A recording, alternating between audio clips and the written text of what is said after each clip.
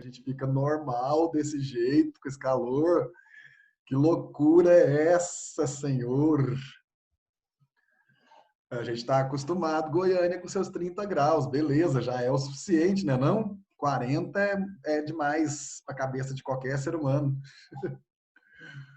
Ave Maria.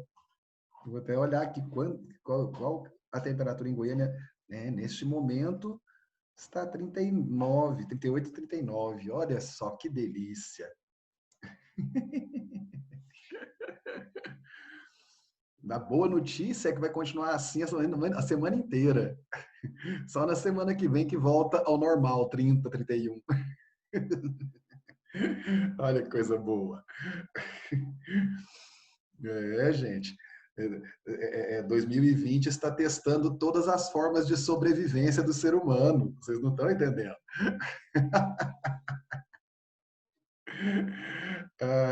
Vamos dar um jeito aqui de complicar um pouquinho mais aqui agora para o povo. O calor não vai ser de 30 graus mais não, vai ser de 40. E o povo responsável ainda está fazendo quarentena, então está fazendo 40 graus dentro de casa. Aí a gente vai testando os limites do ser humano. Seleção natural, quase que antinatural. Ai, ai. Ô, meus queridos e minhas queridas, bom, deixa eu colocar para vocês aqui a programação nossa, certo? Para a gente poder organizar direitinho o que vem pelas próximas semanas, tá certo? Hoje, como eu havia falado para vocês, a gente vai encerrar a parte dos outros gêneros, falando de artigo de opinião e de editorial, ok? Certo? Na semana que vem, a gente dá um respiro, né? Vai ser a semana do saco cheio, semana que vem. A essa altura do campeonato, terça-feira, no dia 13, eu espero estar no mato, porque no mato, pelo menos, provavelmente vai estar menos quente do que aqui em casa. E na volta... Peraí, deixa eu só apagar um negócio aqui, gente. Tchufi, pronto. E na volta, no dia 20, a gente retorna para a redação modelo Enem, tá certo? E aí, não sei quantos de vocês se lembram, eu falei para vocês que eu quero fazer um trabalho com vocês agora de fixar o projeto de texto, como a gente começou o semestre fazendo, né? Pegando a partir de todas as competências que a gente já estudou, pegar o projeto de texto através da análise de textos, mostrando como esses textos, né, cabem ou não cabem, onde que ele pode ser penalizado por conta de algum problema em alguma competência, certo? Só que até agora a gente analisou textos inteiros. Uma das coisas que a gente vai fazer bastante a partir de agora é reforçar o projeto de texto a partir das estruturas básicas desse projeto. Como assim? Eu vou, por exemplo, colocar uma redação que tenha um D1 e um D2. A partir do D1 e do D2, você deve elaborar uma introdução coerente com esse D1 e com esse D2. Certo? Então, tipo, se você percebeu que o D1 está falando, tem um tópico frasal, né, e o D2 tem um outro tópico frasal, você já vai entender que esse D1 e esse D2, né, vão ter os dois tópicos frasais que compõem a tese. Então, você já vai saber que na sua introdução, você vai ter que apresentar aqueles dois tópicos frasais como tese. Obviamente que ali eu já vou colocar também, né, qual que é a frase temática para te ajudar. Certo? E aí você vai elaborar a introdução que seja condizente com a frase temática, que seja condizente com aquele D1 e com aquele D2, e vai elaborar também a proposta de intervenção, a conclusão com a proposta de intervenção. Num outro exercício, eu vou colocar a introdução e a conclusão com a proposta de intervenção. E a partir do que vocês têm ali, vocês vão trabalhar o D1 e o D2. Certo? Então, qual que é o objetivo disso? Reforçar cada vez mais a sua compreensão, a sua familiaridade com o que você precisa fazer com o projeto de texto modelo Enem.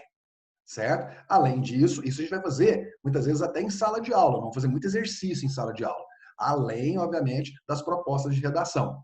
Raul, então tem vezes que você vai passar além da proposta, né? Você vai fazer alguns exercícios desses com a gente na aula, mas você vai também passar exercícios desses para a gente treinar em casa? Exatamente. Tá?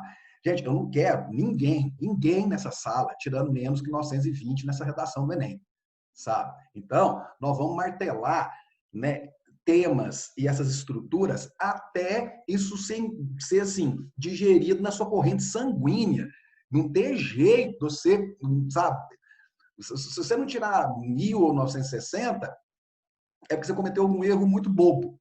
Porque entender o que é para fazer, você vai ter entendido.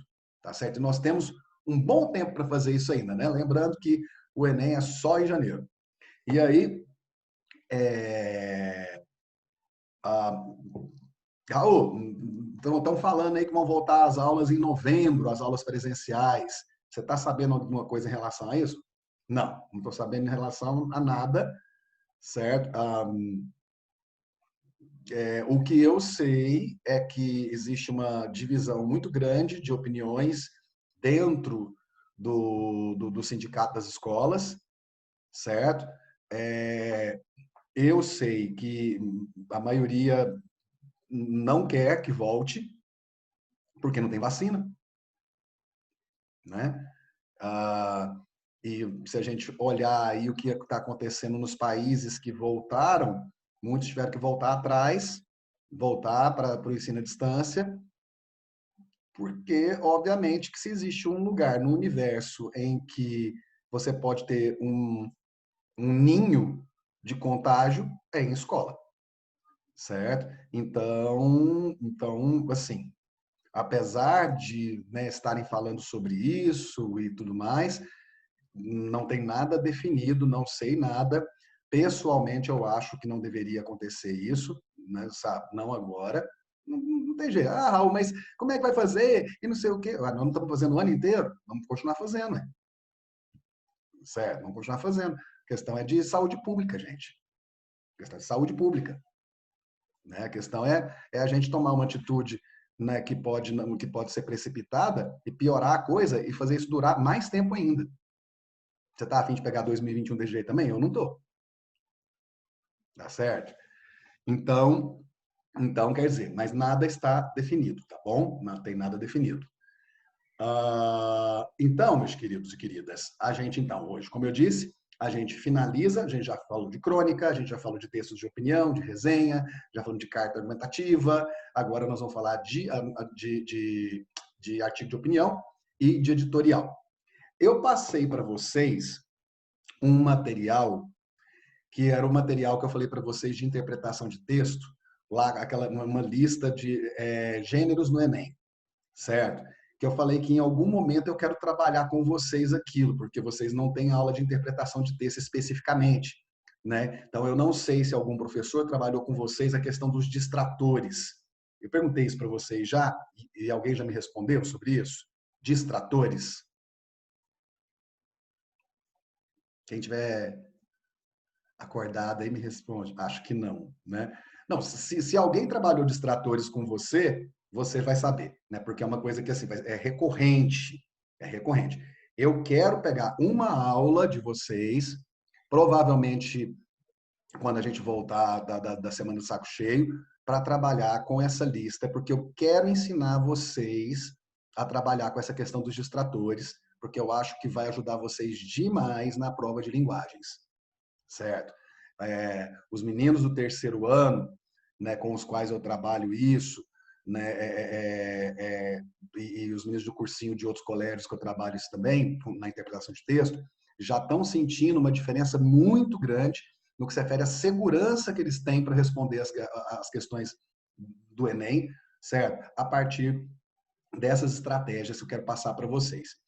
Então, né, nós vamos combinar o seguinte, olha só, ah, eu passei esse material para vocês. Quem se lembra de eu ter passado, de ter colocado na plataforma uma lista, chamada lista Enem Lista Gêneros. Eu passei isso para vocês?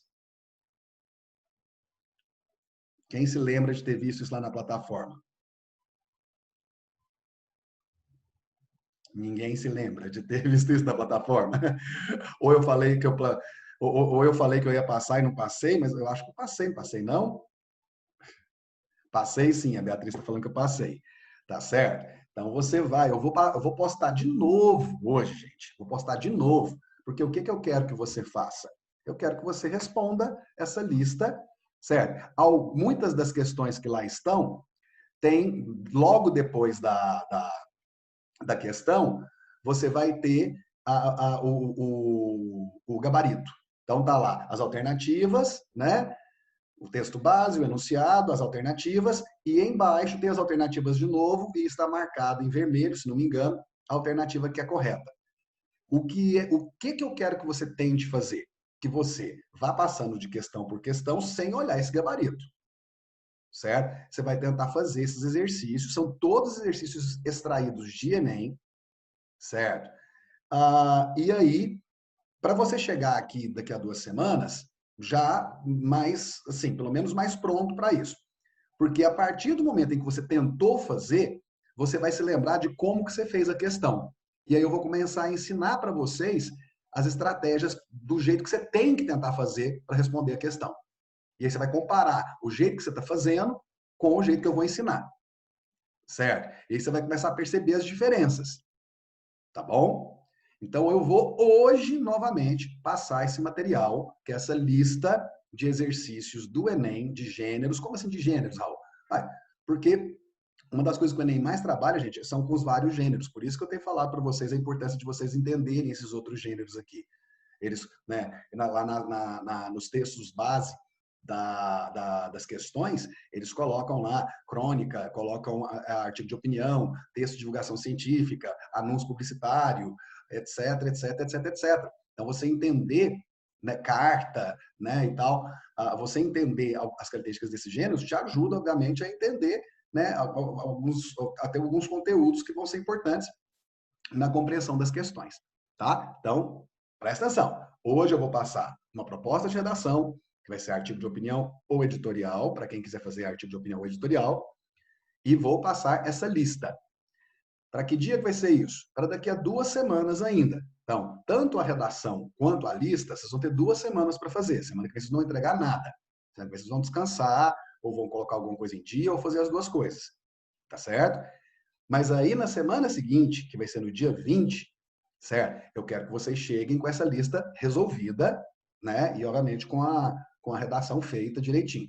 Para a gente fazer essa aula do dia 20 sobre essa questão da primeira fase do Enem, da primeira fase, não, da prova objetiva do Enem, certo?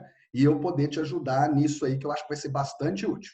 Só que aí eu já vou passar uma outra redação, que vai ser uma redação essa vai ser daquele esquema, tipo meio que simulado. Eu vou passar o tema, mas não vou discutir, certo? Mas modelo Enem.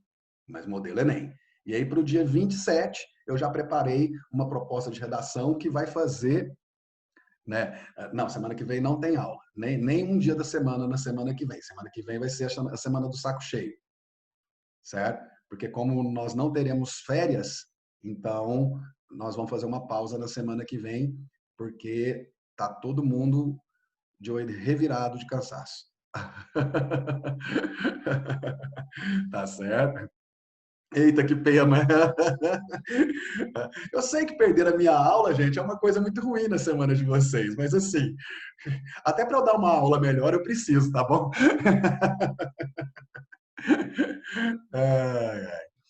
Tá bom? Entenderam, meninos? Então, os dois materiais que eu vou passar para vocês hoje, a proposta de artigo de opinião ou editorial e mais a lista modelo Enem, vão ser para o dia 20.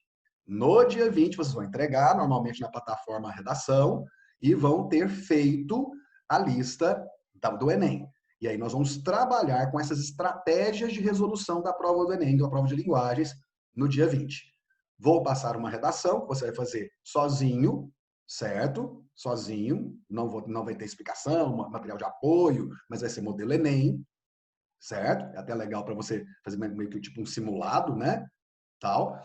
E no dia 27, a gente volta à programação normal. No dia 27, a gente vai fazer esse negócio, né? De colocar um texto sem todas as partes, mais o tema, mais o material de apoio do tema e mais uma discussão que eu tenho a impressão que vai fazer algumas pessoas daqui chorarem. Dia 27, pode esperar chororô nessa aula. Né? Ah, mas vai ser um choro emocionado, Raul, vai ser um choro desesperado, indignado, porque o tema é bravo.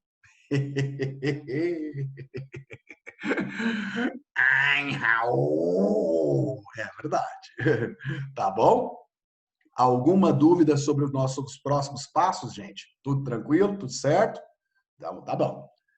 Tá, se tiver alguma dúvida, pergunta aí. Deixa eu até fazer uma anotação aqui. Rapidinho. Só para lembrar que no dia 20 eu vou trabalhar com vocês essa lista. Tá bom? ESV. Dia 20, lista gêneros. Trabalhar distratores.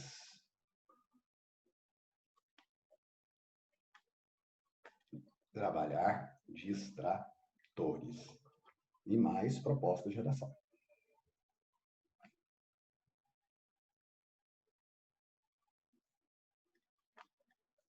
Dia 27, 10, 9.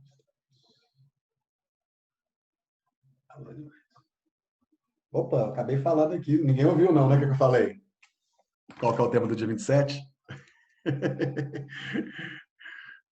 Nossa, eu falei baixinho aqui, mas vai que vocês ouviram. Não é para ouvir, não. Eu quero choque. Gente, estão me interfonando aqui, peraí.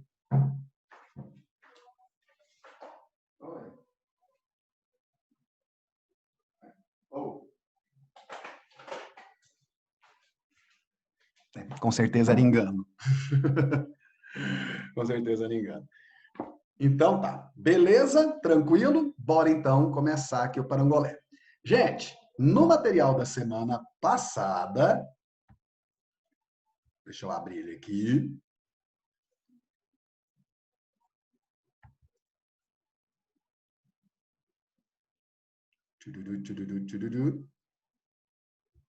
Só um segundinho.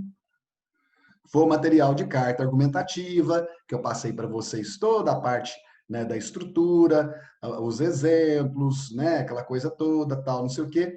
E naquelas propostas que eu mostrei para vocês na semana passada, tinha também, né, que era da UEG e da UFO, tinha também uma proposta de artigo de opinião e uma proposta de editorial. Então, nós vamos começar falando um pouquinho sobre o que é o artigo de opinião, tá certo? E daqui a pouquinho a gente vai falar do que é editorial e depois eu vou mostrar para vocês exemplos desses gêneros textuais. Gente, o que você precisa entender para entender artigo de opinião? Artigo de opinião é um texto de opinião, no qual você vai ter a liberdade de se expressar de forma mais pessoal acerca de um assunto geralmente atual, geralmente um assunto mais polêmico, que gera discussão, e que você vai se posicionar diante desse assunto, né, de forma argumentativa. Todo texto de opinião é um texto argumentativo. A dissertação, modelo Enem é assim, a carta argumentativa é assim, o artigo de opinião é assim, a resenha, o texto de opinião, se fizer lá do Rede de Ódio, é assim, certo? Ou seja, todos eles têm essa estrutura de dissertativa no sentido de falar a respeito de algo e defender um ponto de vista, certo? Só que, como você sabe, a dissertação tem aquela coisa da impessoalidade, certo? A dissertação do modelo Enem, além de ter a impessoalidade, você tem todo o modelo que você já sabe, o projeto de texto que você já sabe, né? Que a gente trabalha o primeiro semestre inteiro, e até alguns dias atrás a gente estava trabalhando ainda, e vou estar trabalhando daqui a pouco, certo? A carta tem aquela estrutura que a gente viu na semana passada, certo? Com aquela coisa da pessoalidade, da interlocução e tudo mais. E o artigo de opinião, ele é aquele texto em que você tem mais liberdade, porque você vai argumentar, você vai se posicionar, você vai defender as coisas, né? Só que você tem a chance de, porque é um texto mais autoral, você pode ser mais o quê? Você pode ser mais irônico, você pode ser mais taxativo nos seus posicionamentos, você pode ser mais incisivo. Não tem aquela coisa super impessoal que você tem na dissertação. Aqui você pode ser mais você mesmo, sempre se lembrando de que você está diante de um texto argumentativo. Mas você tem mais liberdade de expressão na questão da pessoalidade, na questão de mostrar indignação, tá certo?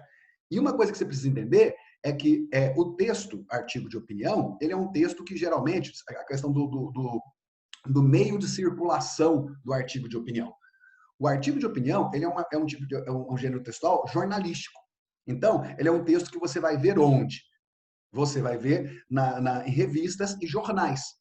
Ou seja, né, são aquelas colunas. Raul, mas aqueles colunistas, esses jornalistas que escrevem e tal, tipo, né, até o Valcir Carrasco agora escreve na Veja, o Rafael Monte escreve na Folha de São Paulo, a Lia Luft, essa galera, aquilo lá não é crônica.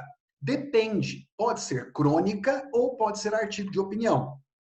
Se for crônica, você já sabe como que é. Vai pegar um fato atual, né, cotidiano, e vai estabelecer ali uma reflexão sobre esse fato cotidiano.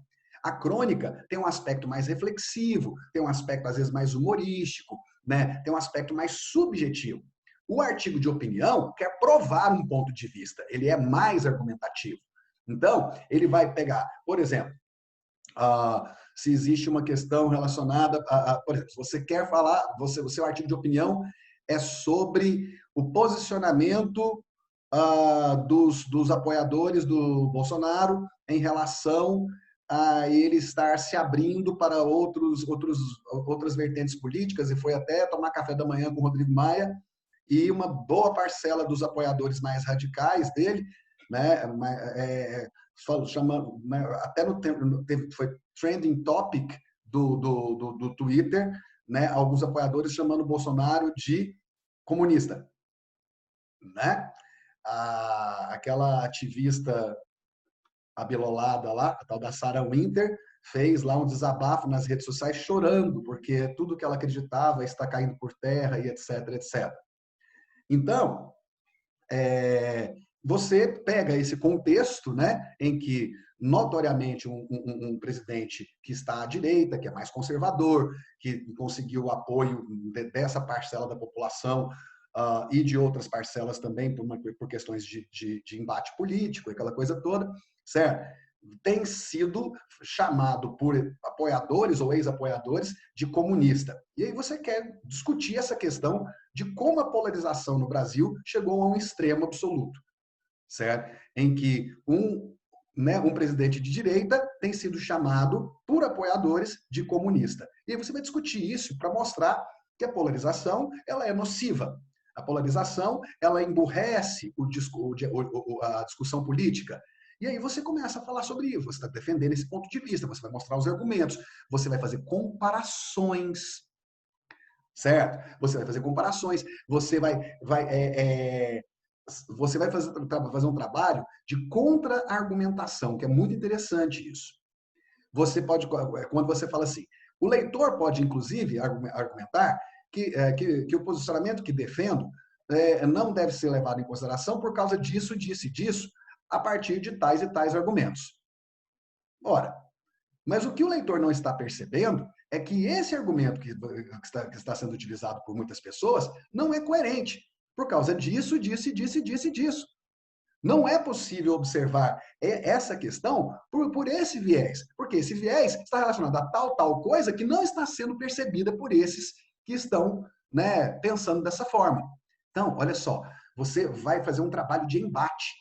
Tipo assim, aquela coisa o texto, aí a pessoa está lendo seu texto. Aí a pessoa começa a ler seu texto e fala assim, mas ele não está pensando que isso aqui tem a ver com tal coisa. Aí você mostra para o leitor que você está pensando sim. Ou seja, o leitor pode até argumentar que tal coisa. Aí o leitor, vai. E aí você mesmo desmorona o argumento que esse leitor estava tendo. Porque você pegou aquele aspecto controverso, aquele outro aspecto da questão, e mostrou que essa ideia, né, não é uma ideia coerente. Por quê? Porque a ideia coerente tem que estar baseada nisso, nisso, nisso, e não naquilo. Certo? Então, essa coisa do confrontar, do comparar, do contrapor argumentos é uma coisa que funciona muito bem no artigo de opinião. Tá certo? Gente, na verdade, artigo de opinião é uma delícia de escrever. Pena que a gente não tem tempo de ficar trabalhando com esses outros gêneros ao ponto de você se tornar um expert em artigos de opinião. Mas então você imagina o seguinte: você é uma pessoa que é considerada uma pessoa gabaritada para escrever textos de opinião, defendendo seus pontos de vista sobre assuntos polêmicos da atualidade em um jornal e revista. Qual é o texto que você vai escrever?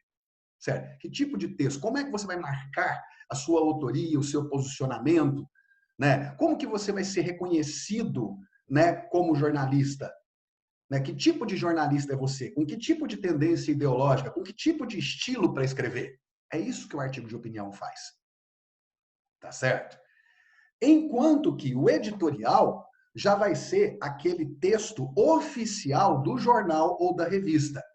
O editorial, geralmente, ele aparece no início da edição de um jornal ou de uma revista, certo? Seja um jornal físico ou digital, certo? E esse texto, ele apresenta, de repente, ali a manchete principal da semana, ou a manchete principal do dia, e o posicionamento daquele veículo de comunicação em relação a isso. Só que o editorial, ele é mais impessoal do que o artigo de opinião. O editorial, ele se aproxima mais ainda da dissertação. Só que na dissertação é total impessoal, não é? Não tem ninguém ali que é uma pessoa escrevendo. É um posicionamento impessoal. No editorial, a pessoa que escreve é o editor. Só que ele não fala em seu próprio nome, ele fala em nome da revista, ele fala em nome do jornal. Então, é um posicionamento ideológico, é uma argumentação, um posicionamento do veículo, não apenas pessoalmente do editor.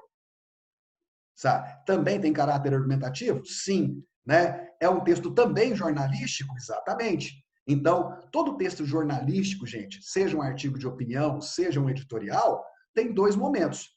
Tanto o artigo de opinião quanto o editorial tem um caráter dissertativo e argumentativo. Só que artigo de opinião, muito mais pessoal, editorial mais impessoal. Artigo de opinião é a opinião de um jornalista, né, que é chamado para fazer exatamente aquele trabalho de análise e argumentação sobre as questões da atualidade dentro daquela revista ou jornal. O editorial, não. É a voz do veículo de comunicação, a voz oficial do veículo de comunicação. Por isso, existe um pouco mais de cautela. Não vai ser aquela coisa veemente que muitas vezes o artigo de opinião é. Certo? E dentro dessa perspectiva, você tem também essa questão. Os dois são textos jornalísticos, certo? Então, em ambos, é importante que haja um pouco de informação a respeito daquilo que está sendo discutido para o leitor. Certo? Não adianta você começar a discutir o que aconteceu na semana passada e você não passar pelo menos um resumo dessas informações para o seu leitor. O editorial se preocupa com isso muito. Também o artigo de opinião, para contextualizar o leitor naquilo que está sendo discutido. Tá bom? Raul, então é uma mistura de texto jornalístico informativo com posicionamento argumentativo, né, que você vai ter nesses dois gêneros textuais? A diferença básica você vai ter mais a dissertação, né, um pouco mais impessoal, que é o editorial. O outro é o artigo de opinião, que vai dar mais pessoalidade e que você pode ser muito mais incisivo, muito mais né, do que você seria, né, num editorial ou numa dissertação. Beleza? Então, vamos dar uma olhadinha aqui na proposta de Periquito, de artigo de opinião, para ver como que as universidades orientam você a respeito desses gêneros quando eles caem nos vestibulares dessas universidades. Então, vamos lá. Chance.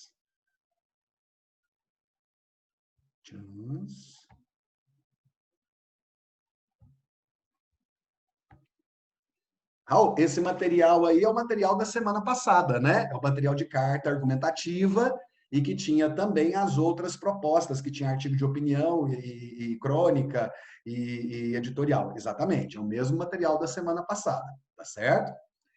Então, olha só, olha a proposta 1, que era a proposta da UEG, se não me engano, né? O artigo de opinião, vamos lembrar aqui, ó, qual que era a questão tema da prova. Vamos lembrar aqui, ó. Até que ponto o pensamento pode ser exteriorizado como liberdade de expressão? Certo? Essa foi a proposta. Vocês tinham duas opções para fazer hoje. Você podia fazer essa crônica, mentira, essa carta, desculpa, né? Você podia fazer essa carta, que era uma carta de leitor a respeito dessa questão, ou tinha uma outra carta, que era uma carta, se não me engano, de solicitação, a respeito da questão dos plásticos, não é isso? Da reciclagem. Agora, aqui você tem o seguinte, olha a orientação. O artigo de opinião é um gênero textual no qual são apresentados argumentos para convencer os leitores a respeito da validade de um ponto de vista sobre determinado assunto. Ou seja, qual que é o objetivo do artigo de opinião? Convencer. Por meio de quê? Argumentos. Raul, você falou aí de duas formas interessantes para a gente trabalhar essa construção argumentativa, né? A comparação, certo, com outros países, com outras realidades, com outros tempos, para que dê para o leitor parâmetro para ele entender o que está acontecendo agora é semelhante ao que aconteceu naquela época.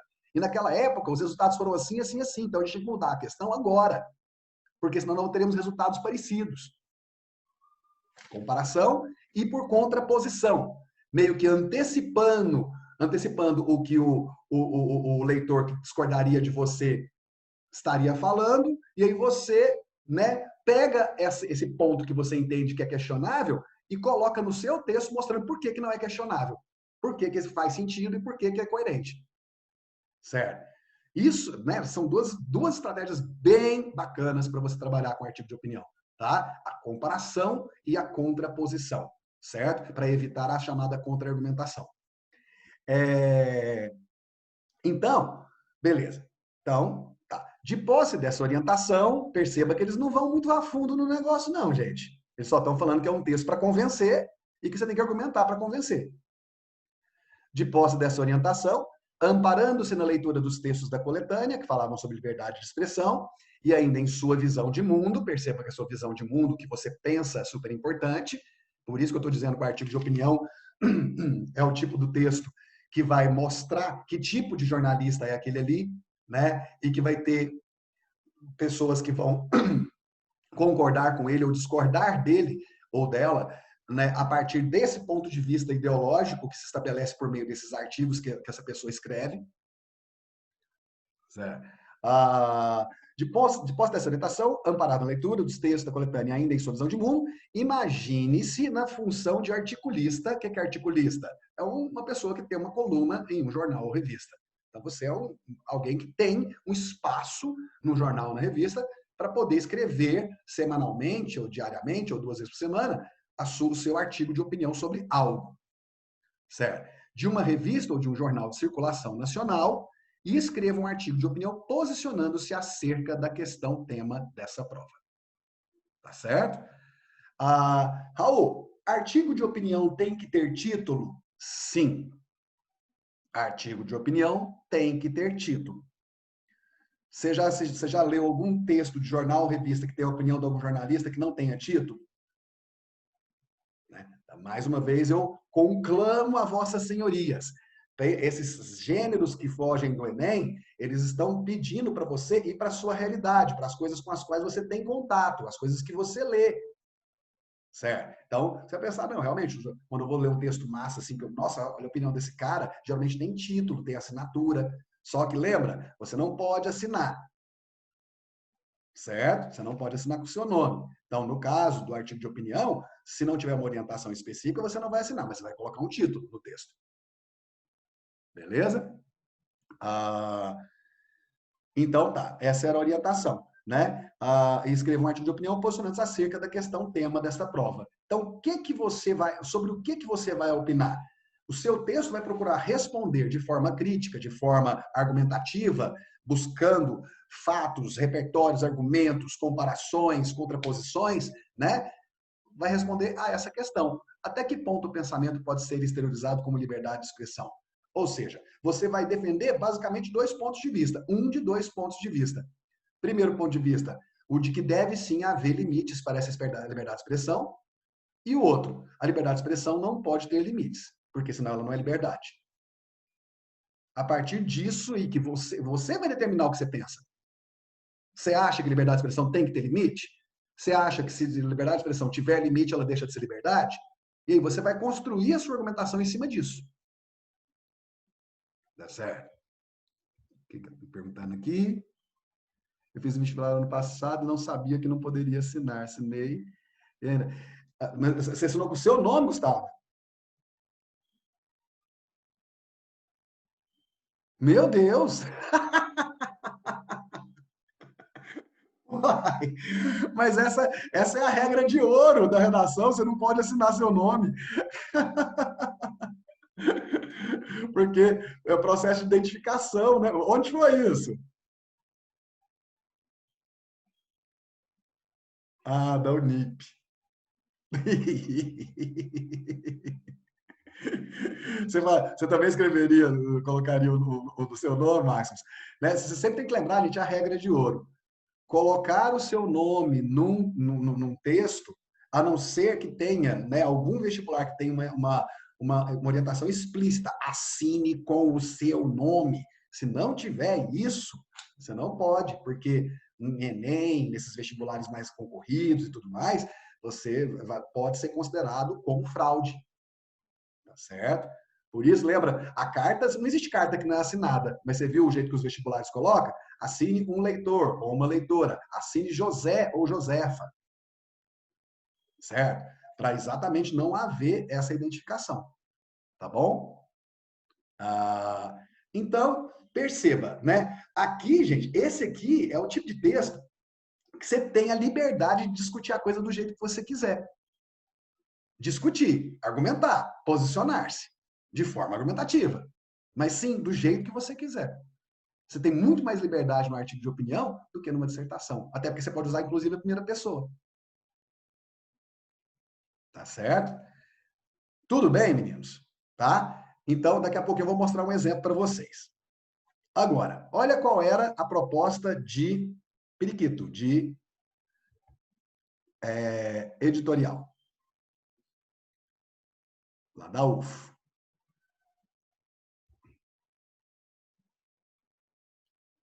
A carta de solicitação, que era lá dos plásticos, né? Que era uma das opções para você fazer para hoje. A situação B, que era um texto de opinião. O texto de opinião e artigo de opinião são basicamente a mesma coisa? São. Tá? Olha aqui, redige um texto de opinião questionando o estudo conduzido pelos pesquisadores da Universidade de Stanford e da Universidade de Nova York sobre os efeitos do Facebook na vida dos indivíduos e posicionando-se a respeito desse estudo. A única diferença é que o texto de opinião, ele ainda tem mais liberdade, porque não coloca você necessariamente como um jornalista escrevendo por uma coluna. É só você mesmo escrevendo o que você pensa, né, e defendendo o seu ponto de vista. Então, não tem necessariamente esse caráter de publicação num jornal ou revista. Mas as estratégias de argumentação são as mesmas do artigo de opinião. Tá certo? E a situação C, que a gente vai ver qual que foi exatamente a do editorial. Certo? Olha lá. Vamos ver aqui. Faz mais de 20 anos que o mundo se espantou com o nascimento da ovelha Dolly. Gente, alguém aqui era vivo quando a Dolly era viva? Alguém chegou a pegar, assim, quando a Dolly morreu, alguma coisa assim? Porque eu não lembro que ano que foi, não. Mas com certeza você já ouviu falar da ovelha Dolly, né? O primeiro clone. Vocês nunca ouviram falar da Dolly? Ah, eu só ouvi falar do Dolinho, aquele lá. Ah, tá. Que triste.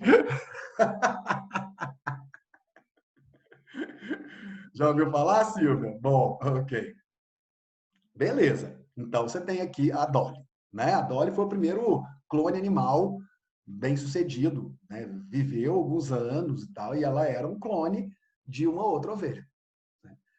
Ah, então, faz mais de 20 anos que o mundo se espantou com o nascimento da ovelha Dolly, o primeiro mamífero clonado a partir de uma célula adulta.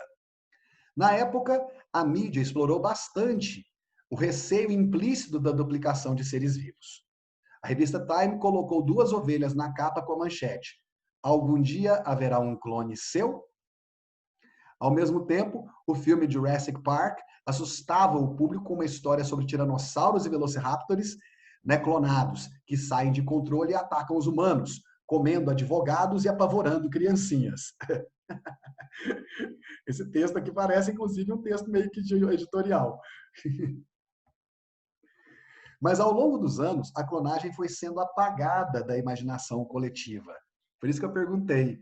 Porque isso aqui, gente, 20 anos atrás, na época de Jurassic Park, por exemplo, na época da Dolly, todo mundo pensava nessa ideia da clonagem como sendo assim o próximo e mais polêmico passo da ciência. Certo? Mas com o passar do tempo, parece que isso meio que sumiu. Não se fala mais disso hoje. Fala-se muito raramente. Tanto que para gerações mais jovens como vocês, isso é uma coisa meio que abstrata, né? Tipo assim, hã? Né? Então, olha só. Mas ao longo dos anos, a clonagem foi sendo apagada da imaginação coletiva, que se ocupou de outras inovações científicas e tecnológicas. Numa era de edição genética, biologia sintética e inteligência artificial, o medo da clonagem chega a parecer inocente, lembrança de uma época menos ansiosa. Mas aí, em março de 2018, a cantora e atriz americana Barbra Streisand fez uma revelação. Em uma entrevista, ela deixou escapar que suas cachorrinhas da raça Coton de Tulear, a Dolly foi abatida em 2003 e você nasceu em fevereiro. Ah, tá. Ah, tá. Então você nasceu no mesmo ano que a Dolly morreu, né? Entendi. Alguns meses depois. Você não é a reencarnação da Dolly, não, né, Máximos?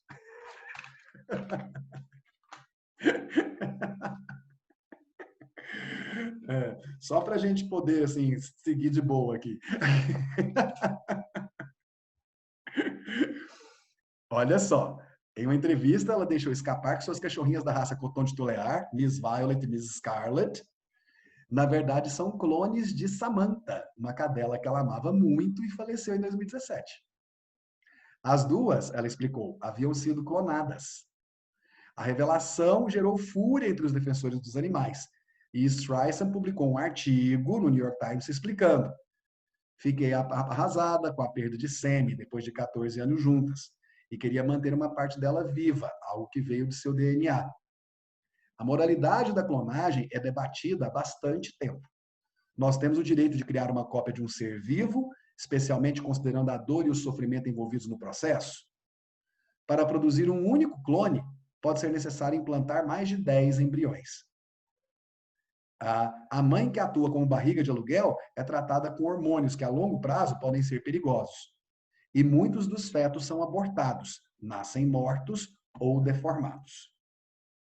Certo? Então aqui você tinha esse texto, que é uma espécie de reportagem, né, da revista Super Interessante. Perceba que na reportagem você tem qual que é o principal objetivo desse texto? Te informar a respeito de algo. Mas também existem alguns posicionamentos. A reportagem tem essa questão, né? O repórter responsável pela reportagem, ele interfere de vez em quando, né, com algumas coisinhas que você percebe que são da opinião dele. É o que você percebe ali naquele pedaço que fala lá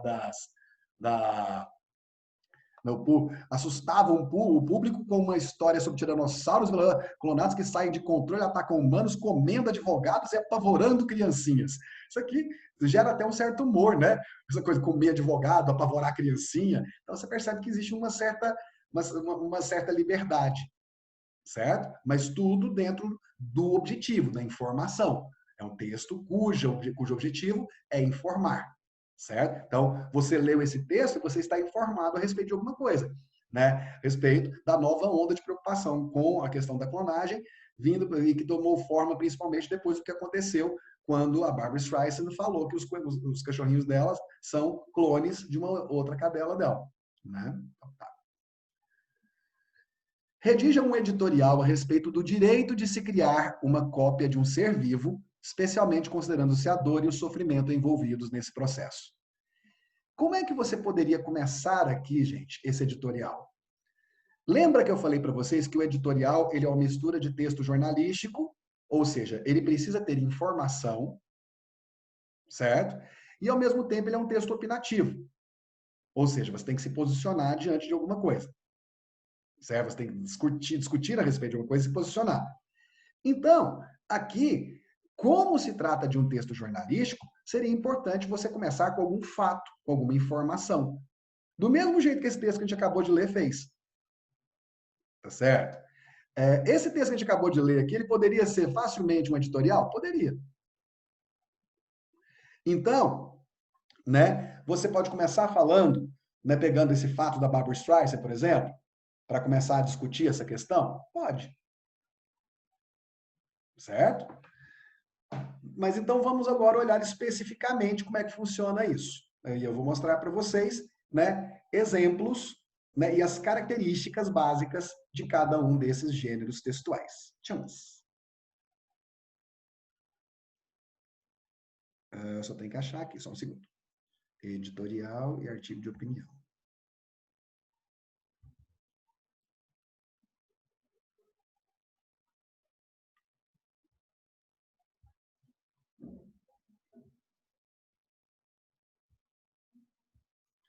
Não está aparecendo para vocês aí editorial não, né?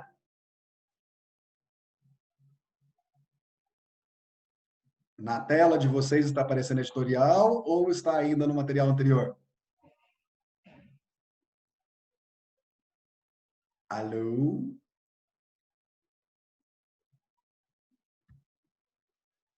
Está no anterior. Tá. Deixa eu fechar aqui e abrir de novo, então. Gente, bom, tudo bem que eu vou fazer jus à Silvia. A Silvia falou um já, né? Mas geralmente eu só converso com o Máximos, com a Beatriz e com o Gustavo, né? Porque o resto do povo, pelo amor de Deus, gente. Nossa senhora. O Wilson, que geralmente conversa comigo, tá calado hoje.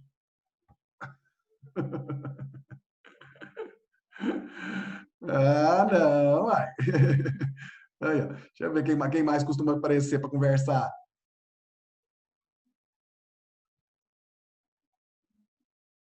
É verdade. Mas eu sou calado. Mas de vez em quando você aparece. Hoje você só apareceu agora que eu falei seu nome. É, vamos lá. Share screen. Olha só, meninos. Ah, temos aqui um exemplo de editorial, primeiro, tá certo? Sangue bom. Supremo deve reverter veto à doação por parte de homens gays, hoje já obsoleto. Certo? Porque aconteceu recentemente isso, né? Deixa eu só ligar uma luz aqui, gente, está começando a ficar meio escuro, não sei se está meio nublado, só um segundo. Não, Roberto, a gente não vai. Só calma, calma.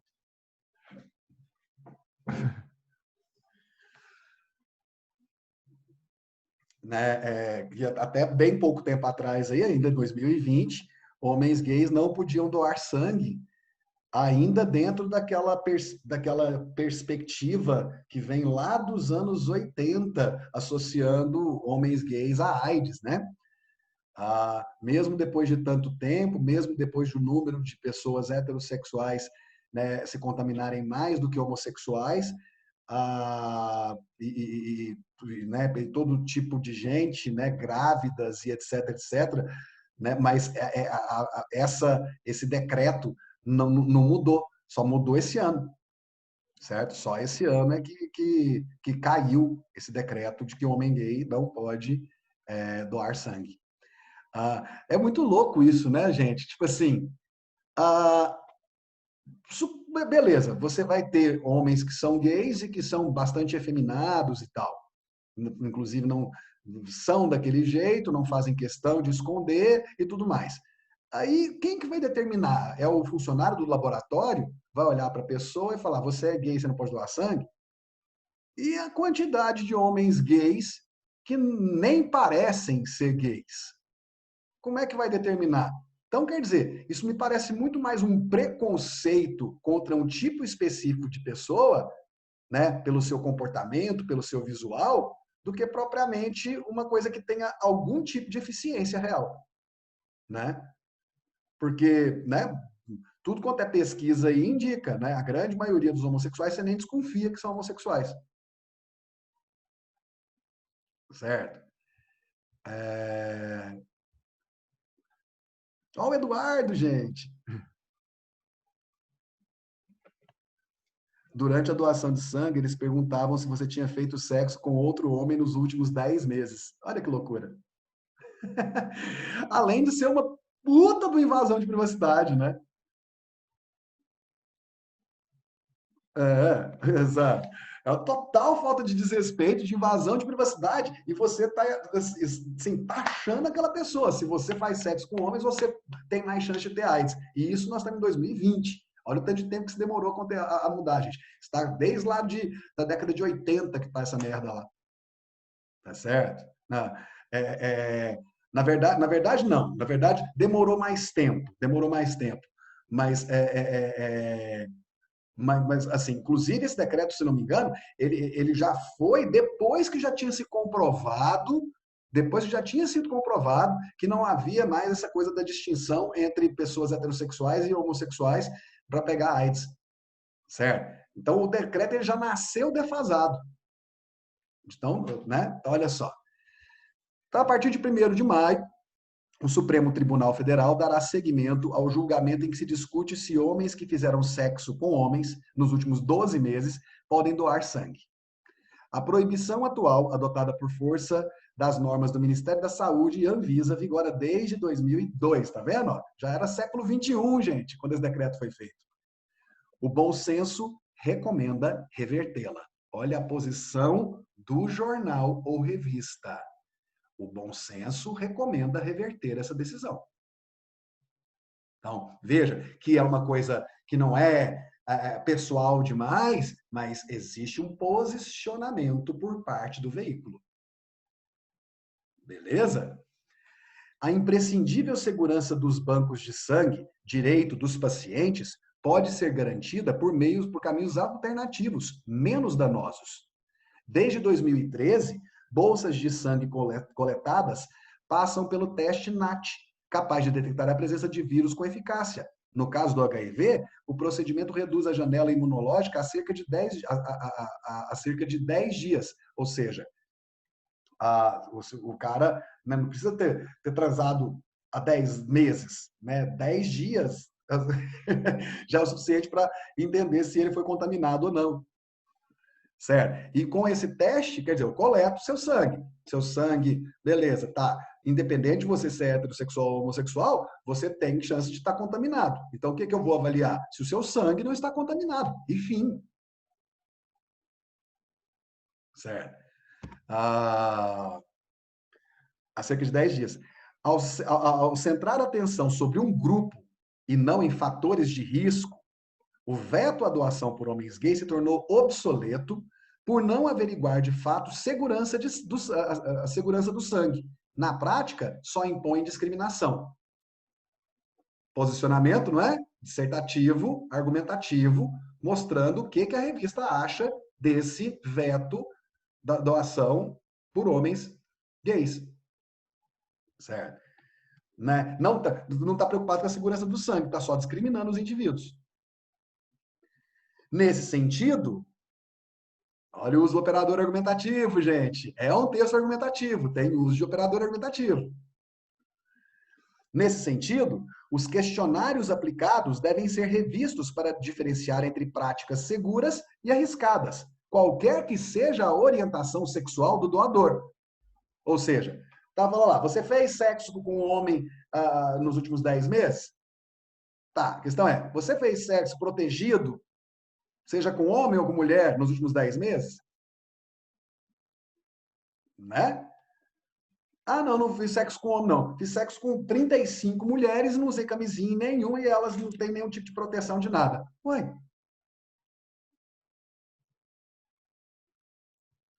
né? Ah, só impõe discriminação. Nesse sentido, as questionando para diferenciar práticas seguras e arriscadas, qualquer que seja a orientação sexual do doador. As autoridades sanitárias reconhecem como fatores de risco, por exemplo, ter feito tatuagem sem os cuidados necessários ou o uso de drogas ilícitas injetáveis. Certo? Isso aqui é muito mais arriscado do que o fato de você meramente ser gay.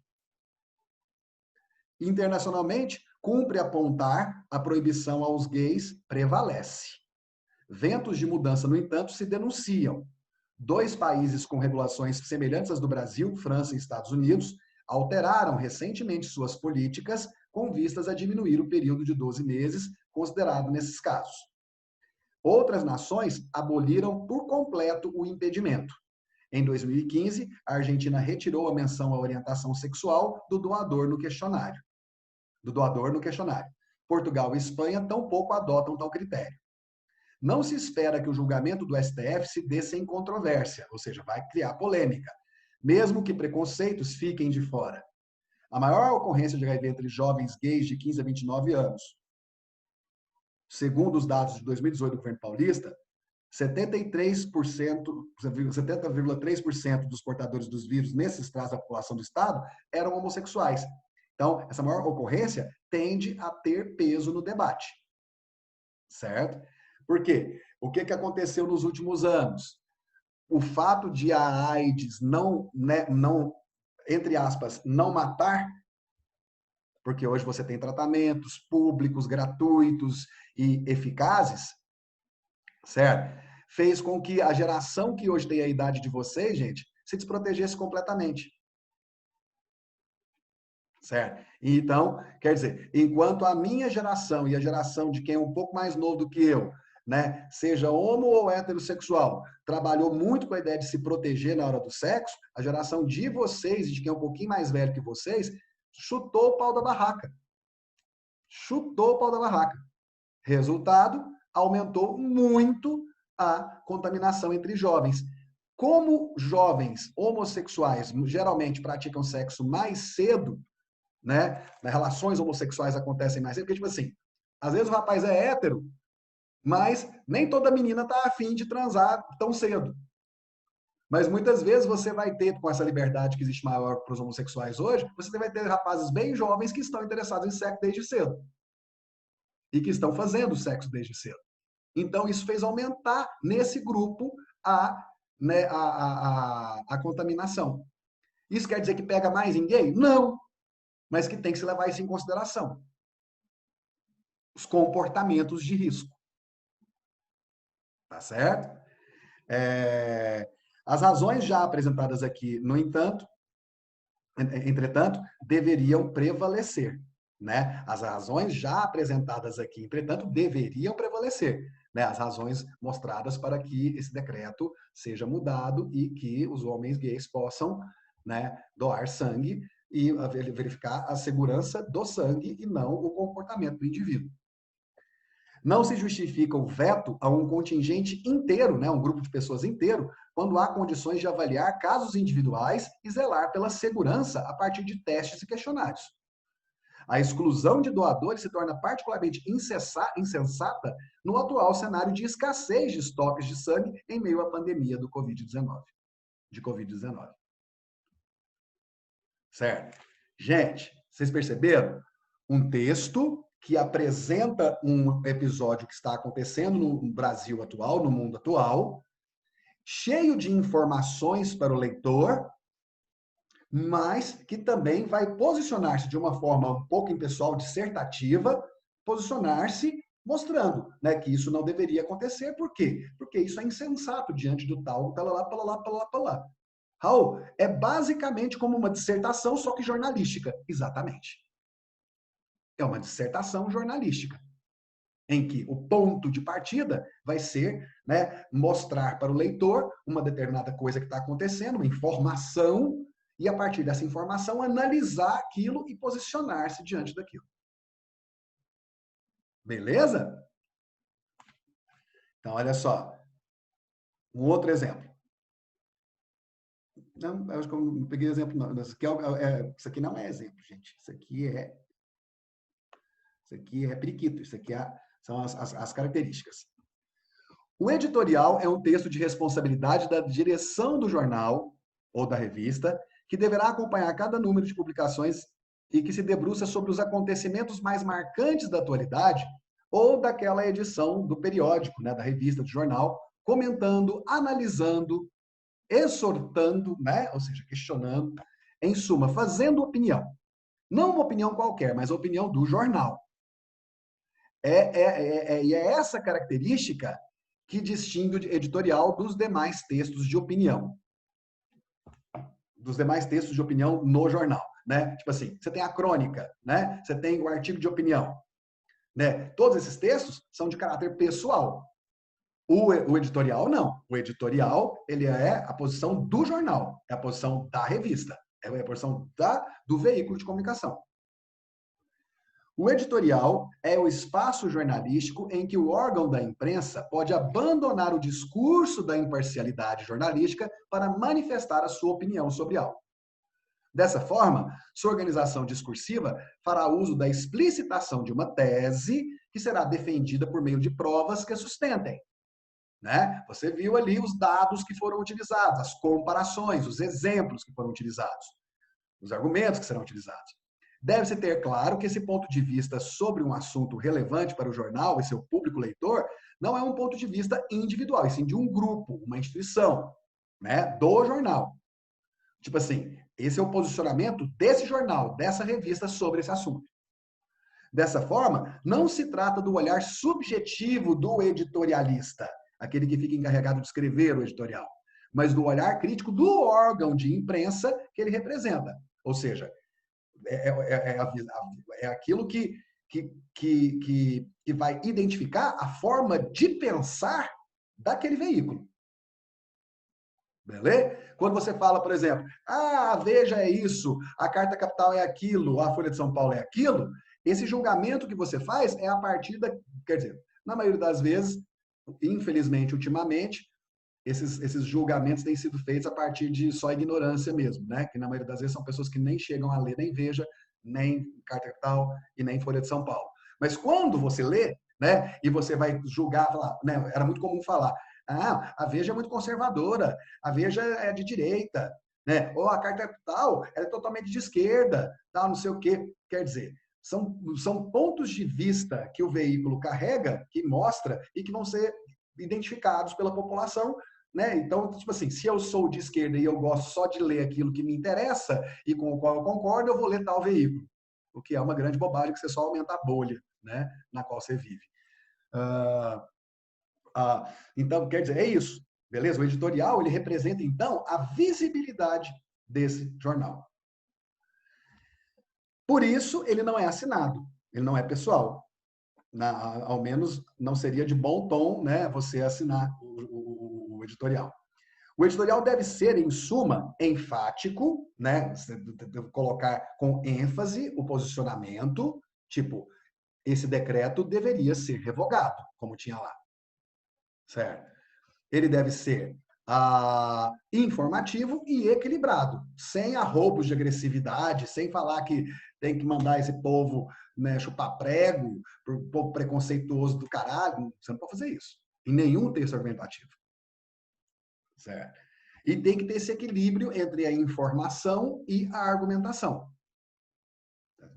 Além de apresentar os argumentos que sustentam a posição assumida pelo jornal, costuma também resumir opiniões contrárias para refutá-las, né? Lembra que eu falei para vocês uma estratégia bacana? Mostrar como outras pessoas pensam e o que elas justificam, e aí você vai e mete o pau ali, ó, você se previne de uma contra-argumentação, você nega essa outra posição, porque essa posição está incoerente por causa disso, disso e disso.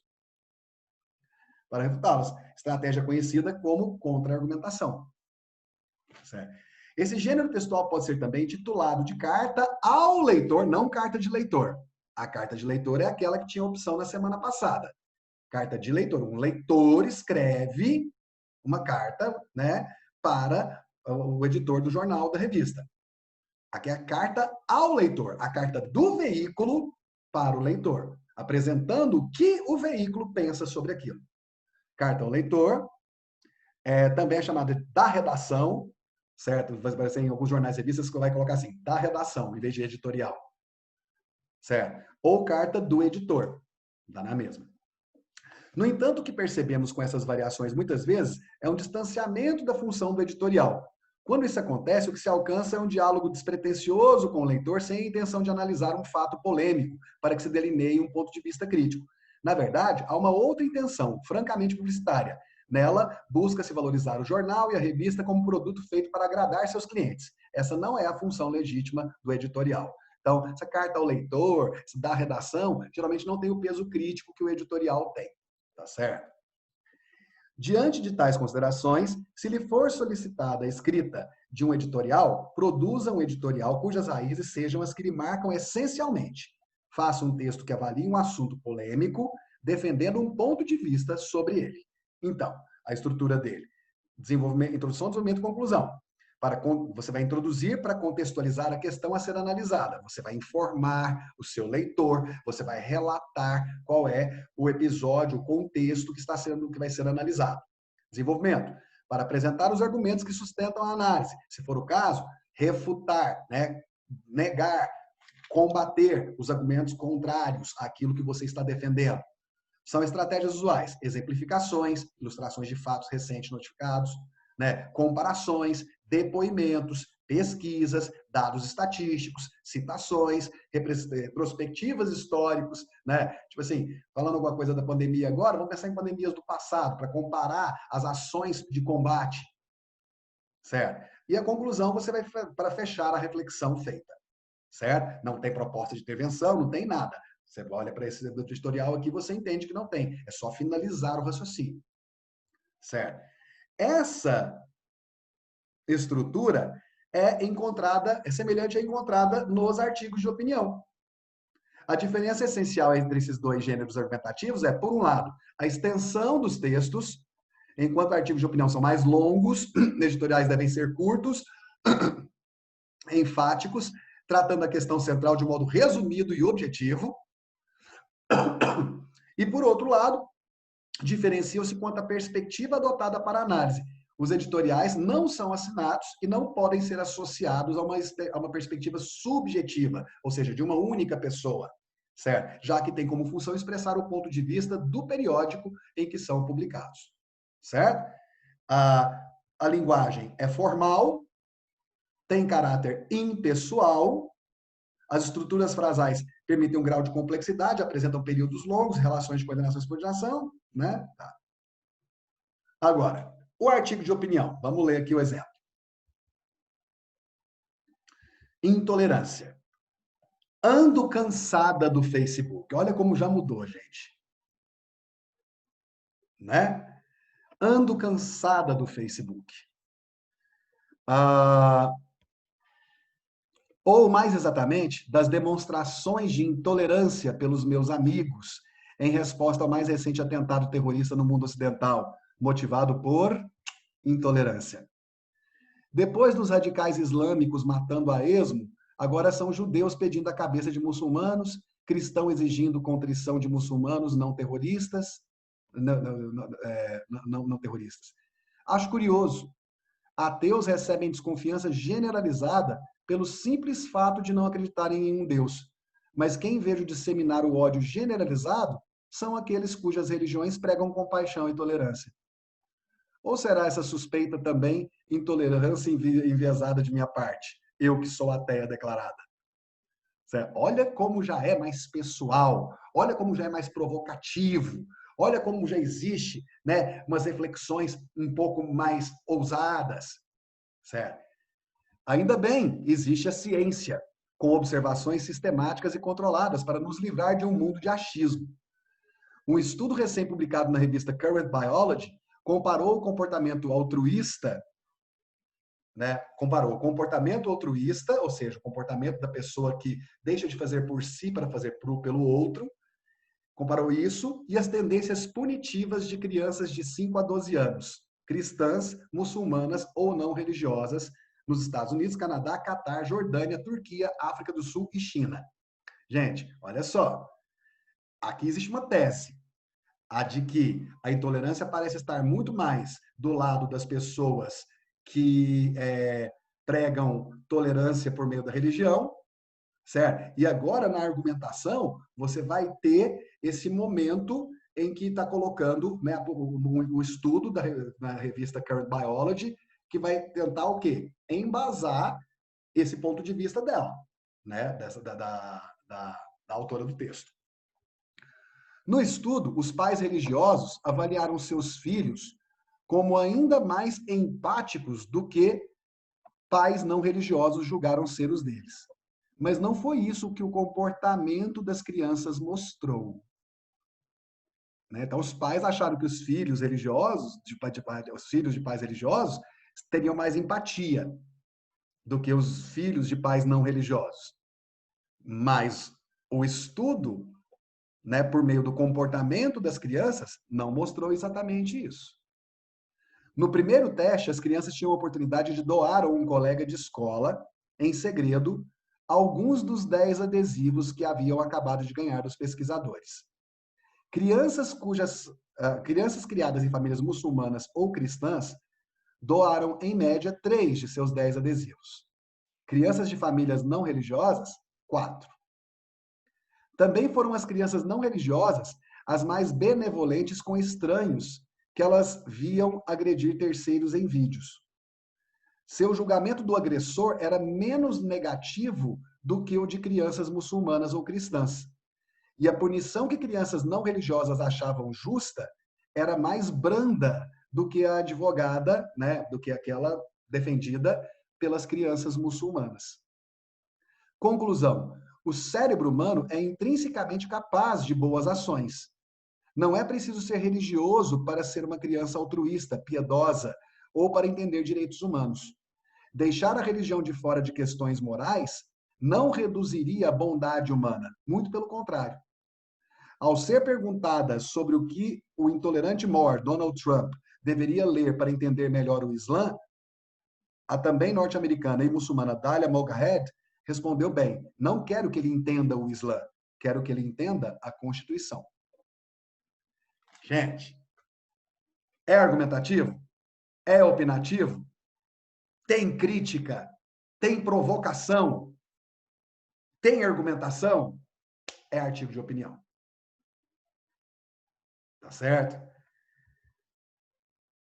Aqui, então, tem a parte que eu vou explicar, né, o que são os artigos de opinião. Grande parte dos jornais impressos e também digitais reserva uma página ou um espaço para publicação de artigos opinativos, escritos por personalidades, especialistas ou convidados que tenham um comentário ou uma opinião relevante a expressar. Muitas vezes a página de artigos é editada ao lado da página editorial. Se você pega a Folha de São Paulo, por exemplo, para dar um exemplo de um jornal que eu conheço muito bem, você vai ter assim, página 1, na primeira página, você vai ter a manchete principal, a foto e as manchetes de várias outras reportagens e notícias. Tá certo? Você passou essa primeira página, seria a página 2 e 3, você vai ter o editorial, certo? E você vai ter as colunas de crônica da semana e do lado direito algum artigo de opinião, certo? Geralmente 2 ou 3 na página 3 ali, de pessoas que são convidadas a escrever, certo? A respeito de seu posicionamento acerca de algo relevante, polêmico, atual. Tá certo? Cuidado que tem um comentário. Muitas vezes a página é editada ao lado da página editorial, quando não na mesma página, né? Em TV e rádio, esta prática é mais rara, certo? Mas no jornalismo, né, impresso e digital, é mais comum. Em jornalismo, um artigo é um texto eminentemente opinativo, mais que informativo, publicado ou veiculado em seção destacada do conteúdo noticioso, para enfatizar que se trata de material não jornalístico, e sim opinativo. Certo? Os autores recorrentes de artigos são chamados de articulistas. Em jornais impressos, é normal que os editores convidem personalidades da sociedade, especialistas, intelectuais, autoridades, para escreverem artigos sobre temas específicos do noticiário. Os artigos contêm comentários, análises, críticas, contrapontos e, às vezes, ironia e humor. Você tem essa liberdade. Há artigos tanto na mídia impressa, jornais, revistas, quanto em rádio e televisão. Nesse caso, são lidos no ar pelo articulista. Se você vai para a CNN, você tem, na CBN, a rádio CBN, você vai ter vários articulistas que fazem esses artigos de opinião lidos ali, né, geralmente durante os programas jornalísticos, certo? Para escrever... Tá. Muitas vezes, os artigos não refletem necessariamente a opinião do jornal, contrariamente aos editoriais, que são a posição oficial do veículo. Lembra? Né? Porque o artigo de opinião ele é mais subjetivo, é a opinião do indivíduo. Teve uma coisa que aconteceu interessante, deram uma coluna para o Kim Kataguiri, né? Aquele rapaz lá do MBL que acabou se tornando deputado. E deram uma coluna para ele na Folha de São Paulo. A Folha de São Paulo é notoriamente um dos mais importantes jornais do país e não tem uma tendência muito conservadora. Na verdade, a Folha de São Paulo tem uma tendência mais progressista. Então, a Folha de São Paulo foi extremamente criticada quando convidou o Kim Kataguiri para fazer coluna lá. Certo? Por quê? Porque o Kim Kataguiri representa, né, um movimento que é considerado extremamente conservador, que é o MBL. Certo? Os posicionamentos dele, inclusive em relação ao apoio a Bolsonaro, aquela coisa toda, sempre demonstraram um conservadorismo. Então, os leitores da Folha ficaram indignados quando o Kim Kataguiri foi convidado para ser colunista. A resposta da própria Folha de São Paulo foi: peraí, vocês querem um jornal progressista que só apresenta as opiniões com as quais você concorda? Isso não é progressismo. Beleza? Depois ele acabou sendo despedido porque ele era só incompetente mesmo, tá certo? Mas o cara teve tempo de tentar mostrar algum tipo de serviço relevante, certo? Vai lá. Beleza? Então, necessariamente a opinião do jornal, contrariamente aos editoriais, que são a posição. E as empresas costumam não assumir a responsabilidade por eles. Então, tipo assim, eu sou aqui o dono do jornal O Globo, né? Eu chamei aí o Gustavo para escrever um artigo de opinião sobre alguma coisa e o Gustavo falou uns trem lá brabo. Então, estão descendo o pau no Globo. Então eu falo, opa, peraí, gente. Isso é liberdade de expressão. Eu apenas convidei um articulista para dar a opinião dele sobre o assunto. Isso aí não é a voz do Globo. Isso aí é a voz do articulista. Vai brigar com ele. Certo? Porque não é um editorial.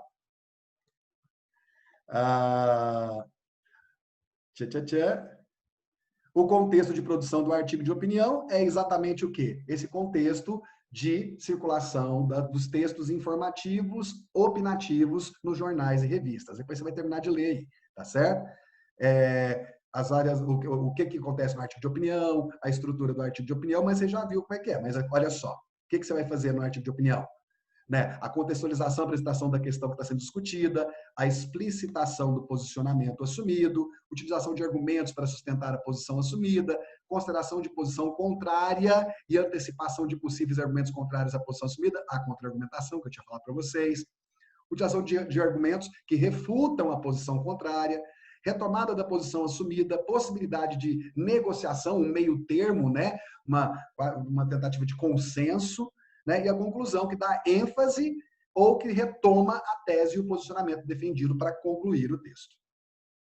Tá certo? Com maior possibilidade de pessoalidade, como você viu, tal, não sei o quê, né? O artigo de opinião que eu mostrei para vocês começa com a primeira pessoa do singular.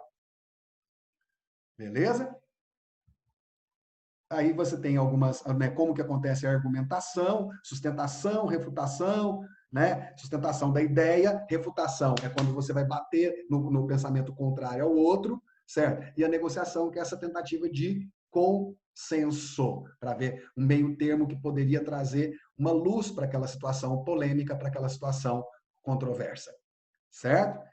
Aqui tem mais algumas sugestõezinhas para vocês, certo? Aqui tem uma retomada daquele material que eu passei para vocês sobre tipos de argumentação, tá certo? Vocês têm um materialzinho todinho sobre isso aí. Eu estou colocando aqui de novo só para te lembrar como é que você argumenta, certo? A linguagem está aqui, falando um pouco, inclusive, sobre essa possibilidade de primeira pessoa, tá certo? E é isso, meninos. O que é para você fazer? Você vai escolher, certo? Você vai escolher lá no material da semana passada, o material de carta, tá certo? Que é o material em que está a proposta de artigo de opinião sobre liberdade de expressão e a proposta de editorial sobre a questão da clonagem. Você vai escolher um dos dois, tá certo? Colocar artigo de opinião, editorial, certo? Para saber, e vai seguir essas instruções para fazer o seu texto, tá certo? Que dia que você vai entregar isso? Lá no dia 20, daqui a 2 semanas. Mesmo dia em que você vai chegar na aula com aquela lista de gêneros feita para a gente poder começar a trabalhar com as estratégias de resolução da prova do Enem. Beleza, meninos? Falei mais com a boca hoje, hein? Nossa Senhora! Falei 6 vezes mais que a boca. Abre o microfone para vocês falarem pelo menos tchau para mim aí, então. Tchau, Raul. Tchau, Raul. Tchau. Queridos e queridas, a gente se vê daqui a 2 semanas, tá bom? Bom descanso para vocês semana que vem. Façam tudo direitinho. Dia 20 a gente está de volta. Beleza? Tchau, tchau.